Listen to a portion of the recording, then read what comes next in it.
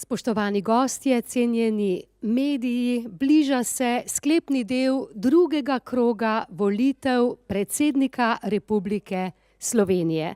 Smo v medijskem središču Državne volilne komisije v Cankarjevem domu. Slišali pa bomo, kakšna je bila volilna udeležba na današnji dan do 16. ure.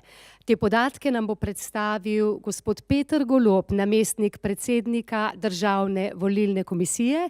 Z njim pa je nocoj tudi direktor službe Državne volilne komisije, gospod Dušan Vučko. Prosim za izjavo.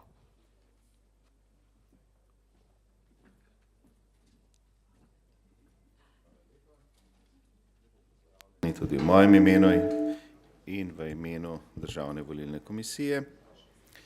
Volilna udeležba ob 16. uri je bila 30,45%, kar je v primerjavi z prvim krogom volitev malce nižja, in sicer je bila takrat ob 16. uri 32,02%, vendar v primerjavi z volitvami leta 2012 skoraj identična, saj je bila takrat ob 16. uri 30,86%.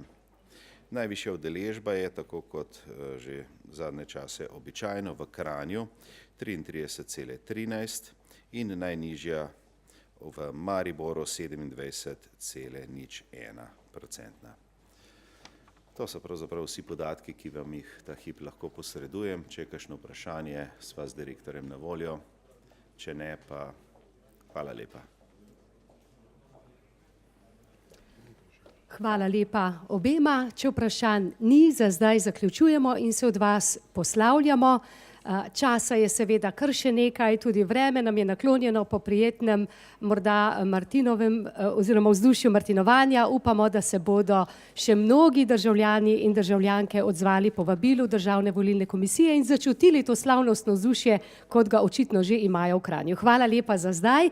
Z vami pa bomo spet okrog 21. ure, takrat se bosta predvidoma tukaj zglasila oba predsedniška kandidata. Slišali pa bomo že tudi, kdo je najverjetnejše naslednji predsednik Republike Slovenije. Morda tisti, ki ga imamo zdaj, morda pa novo ime. Nasvidenje torej ob 21.